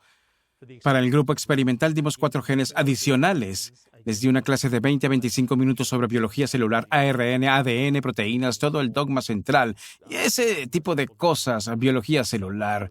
Luego enumeramos las proteínas y las cosas asombrosas que hacen en tu cuerpo. La intención era darles una ficha que tenía el nombre de la proteína y la estructura cristalina de esa proteína. Cada mañana debían concentrarse en esos 5 genes y 5 proteínas e aumentar su elevación de forma intencional. ¿Puede la mente controlar el patrón de expresión de estos 5 genes a los que nos dirigimos? Para el grupo de control, además de la SERPIN, se les pidió que se centraran en 4 proteínas adicionales. Me inventé los nombres de esas proteínas. No existen. Las estructuras no son reales, son estructuras falsas. Pero la información que obtuvieron bajo los nombres es la misma información que obtuvo el grupo experimental. Entonces lo sabremos en unas semanas si funcionó o no y seremos capaces de decir si la mente pudiera cambiar el patrón de estos genes y estas cosas en particular a las que se dirigían, lo que nos acercaría cada vez más a la noción de cómo se transmite este efecto. ¿Qué otros resultados puedes compartir? El foco de 2022 es el cáncer y aquí es donde tenemos mucho que avanzar, muchos datos y muchas variables por examinar. Evoluciona el modelo continuamente. Tenemos este estudio Quantum que mostró un efecto sorprendente sobre el cáncer. Pudimos demostrar desde el principio que había factores en la sangre que crean un potencial protector contra la inmunidad y otras cosas. Entonces se planteó la cuestión, ¿la sangre de un meditador experimentado crea factores que luego son resistentes a la biología del cáncer? Nos dirigimos de nuevo a 001 y siempre hacemos ensayos para probar cosas. Pusimos plasma del sujeto 001 en algunas células cancerígenas y luego miramos su energía, ¿verdad? El cáncer hace 2 cosas muy bien. Se mueve y crece. Para que se mueva y crezca tiene que generar mucha energía. La energía la generan las mitocondrias. Tenemos sistemas en el laboratorio en el que podemos mirar la función mitocondrial con un detalle increíble. Células de cáncer de mama y añadimos plasma del sujeto 001 en estas células y nos dimos cuenta de que había una supresión dramática de la función mitocondrial. Las células fueron capaces de generar menos energía. Si tienen menos energía, es menos probable que crezcan y que se muevan. Si hay menos probabilidades de crear un tumor, hay menos probabilidades de crear metástasis. Esto nos dio la siguiente idea de que deberíamos ampliar esto. ¿Por qué no nos fijamos en todos los meditadores experimentados? Así que pudimos examinar unas 13 muestras. Estos ensayos son costosos y tardan mucho en hacerse. 11 de las muestras mostraron el mismo efecto. Hay algo dentro del plasma de los meditadores experimentados que provoca una disminución similar de la energía mitocondrial en estas células de cáncer de mama. Toma una célula que es aeróbica, capaz de crear energía a través de las mitocondrias porque puedes generar mucha energía, y la convierte en células glucolíticas que son ineficientes. Hacen muy poca energía y gastan muchos recursos para hacerlo. Ahora, la búsqueda es que podemos encontrar esos factores dentro de la sangre de estos meditadores que tiene este efecto anticancerígeno. Sabemos que hay algo ahí. Hemos visto este efecto en sanaciones por coherencia. Hemos visto este efecto en estos eventos de meditación. Vemos este efecto en una placa de Petri en el laboratorio de un factor que crea esto. Hemos empezado a crear un patrón que continúa. Algo se crea durante esa experiencia meditativa que luego tiene un gran impacto en la biología. La cuestión es tratar de identificarlo. Los congeladores que tengo en mi oficina, en broma digo que tienen la cura para todas las enfermedades que aqueja a los seres humanos. Es solo que están sentados allí en éxtasis hasta que descubramos qué hay dentro. Me gustaría ampliar los datos HRV. La HRV es la variabilidad de la frecuencia cardíaca. Este es un marcador que la gente ha estado mirando en medicina durante mucho tiempo. Hay muchas pruebas que sugieren que a medida que tu HRV sube, estás más sano. Tu corazón se comporta de forma más saludable. La HRV mide básicamente la variabilidad por cada latido, las diferencias en la variabilidad. Cuanto mayor sea la variabilidad, más adaptado estás a los factores estresantes. Cuando observamos los patrones de HRV en Quantum, cuando observamos los patrones en gemelos y otros lugares, vemos una anomalía. Lo que vemos es que la HRV disminuye durante los 7 días del evento, que es un rompecabezas. Estas personas están experimentando una mejor salud, mejores marcadores biológicos. ¿Por qué no se rastrea su fisiología? ¿Por qué disminuye su variabilidad de la frecuencia cardíaca? La predicción sería que debería estar por las nubes, debería ser súper alto. Una teoría que tengo en esto que no hemos probado todavía y tenemos algunas ideas de cómo hacer experimentos en torno a esto es que la adaptación al estrés ocurre por partes. La mayoría de nosotros vivimos así. Por eso hace falta muy poco para estresarnos y pasarnos a una fase de enfado. Hace falta muy poco para deprimirnos y ponernos en un estado depresivo. Lo que sospecho es que está ocurriendo y después de pasar por un evento como el de Joe en la semana larga en Orlando hace un par de años, es que toma esto y lo convierte en esto. Cada una de las meditaciones se calculan de una manera específica. Es un maestro en esto. Creo que toma muchas disciplinas diferentes para hacerlo. ¿Es eso lo que hace? Y los aspectos por los que pasas. Primero hay una fase de relajación, y entonces cambia la música y se vuelve muy fuerte con tambores y cosas y eso. Tu cerebro piensa, ¿qué demonios acaba de pasar? Ahora estás lejos de ese estado de relajación en este estrés súper excitado, algo hiperactivo. Entonces empiezas a relajarte de nuevo. Luego haces esta respiración y te pone de nuevo en un estado. Entonces empiezas a relajarte. Luego entras en esto. Ahora, cuando haces esto durante 35 horas en una semana, tu cuerpo no sabe lo que está pasando. La HRV está controlada por las aportaciones del sistema nervioso simpático y parasimpático. El sistema simpático es luchar o escapar y el parasimpático es descanso y digestión. La idea es que este descanso y digestión llevan a este HRV elevado, pero cuando miras y diseccionas estas meditaciones, básicamente estás recibiendo una fuerte dosis de impulso simpático y parasimpático durante toda la semana. Tu fisiología corporal está completamente desquiciada, pero lo que pasa al irte es, en vez de esto, estás viviendo en esto. Ahora, si puedes existir en este feliz medio que es mucho más que los extremos, tu termostato se ha elevado. Ahora, si puedes vivir en el centro, se necesita mucho más para estresarte y mucho más para deprimirte. Creo que eso es lo que ocurre en estos eventos. Estamos empezando a pensar sobre cómo estudiar el simpático y parasimpáticos que te da lo que tienes. Creo que la actividad cerebral unida a algunas de las mediciones de la frecuencia cardíaca nos permitirá llegar a esto. ¿Cómo se acopla el corazón al cerebro? Esta es la evolución de hacia dónde van algunas de nuestras medidas. El otro gran estudio que hicimos en San Diego es ocupado. El hecho de que el laboratorio está aquí en San Diego nos dio acceso a muchos equipos a los que no tendríamos acceso en ningún otro sitio. Una pieza de equipo que es súper costosa, muy grande y no se puede mover es la máquina de resonancia magnética funcional o fMRI. Hicimos un estudio llamado Imagine. Este fue el primer estudio que acoplaría un estudio fMRI a un estudio EEG, a uno de sangre, a un Garmin y a una encuesta. Tendríamos todo el espectro, pero ahora tendrías el fMRI. El EEG muestra la actividad eléctrica superficial, por lo que penetra un par de centímetros, pero en realidad mira a nivel superficial las actividades eléctricas. La fMRI sondea las profundidades del cerebro, busca estructuras profundas y cómo se conectan, cómo se utilizan y cómo están formadas. Puedes mirar la forma, el volumen, este tipo de cosas. Hubo 20 personas en el estudio Imagine. En 2 fines de semana escaneamos a 40 personas. Estuve hablando con el coordinador de la fMRI, el director de la fMRI. Él dijo, nunca hemos tenido a nadie que hiciera un estudio tan grande en tan poco tiempo. Este tipo de estudio llevaría más de un año para juntar suficientes sujetos. Pudimos hacerlo en 2 fines de semana. Los datos iniciales sugieren que, como esperábamos, no hay cambios importantes en las estructuras cerebrales. No hay tiempo suficiente para que los volúmenes cerebrales y otras cosas cambien, pero parece que hay redes específicas de neuronas que se disparan de forma diferente en un individuo antes de que empiece el taller y al final cuando hacemos su posanálisis. Hay una evidencia ahora más profunda que sugiere que el cerebro está cambiando no solo los circuitos eléctricos, sino cómo todas las estructuras cerebrales están interconectadas. Una de las cosas que Joe habla son que las neuronas que se disparan juntas son las que se conectan entre sí.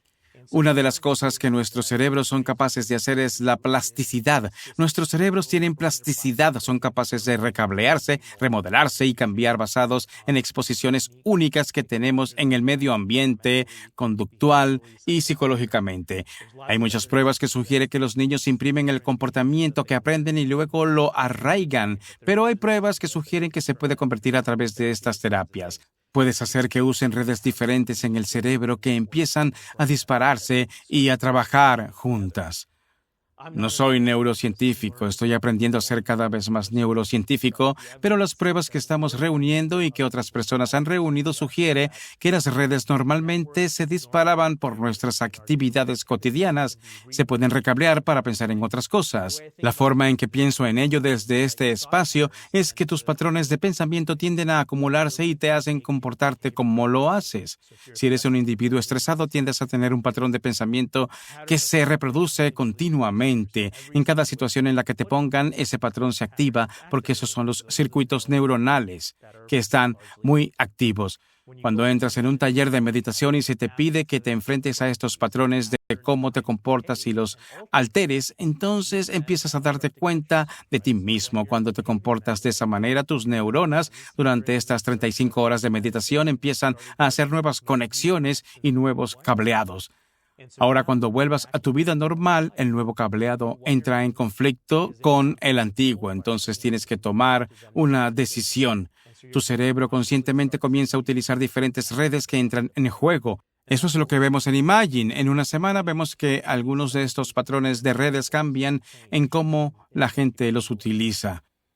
¿De qué manera estos cambios a nivel micro pueden producir cambios a nivel macro? Una de las cosas que he experimentado en mí mismo y en otros es la duda. Le dices a alguien que vaya a un evento de meditación y se preguntan ¿por qué? He intentado meditar, no puedo meditar, no sé cómo hacerlo, va a tardar una eternidad. Lo que estos datos que estamos generando sugieren es que en 7 días, eso es lo que tienes que comprometerte. Cambias tanto si crees que lo haces como si no. Tenemos datos y pruebas que sugieren que estás cambiando. Nos estamos moviendo con esto y estamos moviendo la aguja en la percepción de alguien en que tienen la capacidad de hacer esto. Esa es la primera barrera, ¿no? Estamos abordando la noción interna que como humanos tenemos en el escepticismo. No creemos en algo hasta que realmente lo experimentamos, lo vemos o podemos encontrar alguna prueba de ello. Por eso aportamos pruebas de referencia. Consigues esa primera aceptación. Ese individuo tiene una noción en su cabeza que pueden cambiar porque han visto un cambio individual de los que tenemos datos como 001. Pero nuestros datos sugieren que no es un efecto individual, es un efecto de grupo. El 001 no solo cambia, sino que cada persona que experimenta lo que 001 experimenta cambia de un modo u otro. Muchos de ellos cambian en esa misma dirección. Esa experiencia crea el efecto, ¿no? Ahora está esta bola de nieve que si este tipo puede hacerlo, yo puedo hacerlo. Y si yo puedo hacerlo, ese tipo lo puede. Ahora tienes una pequeña comunidad de personas en esa habitación. Y digo pequeña. Suelen meditar más de 1,000 personas, así que es mucha gente. El concepto es que luego salen a su mundo y empiezan a afectar a la gente que les rodean. Recibo correos electrónicos de sujetos con los que he interactuado y participantes con los que he interactuado en estos eventos. Dicen, mi cónyuge no cree en nada. No consigo que mis padres vengan a estos eventos. ¿Cuáles son algunas formas de hacerlo? De nuevo son las pruebas, ¿verdad? Podemos proporcionarle a la mente racional alguna información que luego permita a esa mente racional procesarlo y decir, tal vez haya algo aquí para dar ese salto. Esto es lo que todos tenemos como humanos, dar ese salto a lo desconocido y ser vulnerable. Creo que el objetivo de esta investigación es proporcionar a alguien unos conocimientos básicos que toma esa mente escéptica y les permite decir, quizá pueda pasar algo. Entonces conviertes a ese individuo. En estos eventos creo que hay un efecto de comunidad que impregna todo el grupo. Comienza a pensar en gratitud. Se nota que hay menos empujones en la cola, la gente es más paciente, parece un mundo diferente y la misma experiencia que tuve, llegué a casa y mi mujer era como, eres una persona diferente, ¿qué pasó? Hay un elemento de curiosidad y algún elemento de, bueno, tal vez debería ir a hacer esto y averiguar lo que hay. Así es como creo que se obtiene este efecto global de bola de nieve. Creo que hay que alcanzar una masa crítica y creo que al final lo conseguiremos. Aquí es donde entran en juego las pruebas. Cuantos más artículos publiquemos de estos increíbles cambios que estamos viendo, cuantos más datos demostremos que los individuos pueden crear estos efectos, estudios más sorprendentes que podamos diseñar que demuestren que los humanos están conectados de formas únicas y profundas, creo que vamos a seguir empujando estos límites al siguiente nivel. El objetivo de nuestra investigación es generalizar la meditación. Creo que se ve en el mapa de llamadas y cosas así, pero no se trata de eso.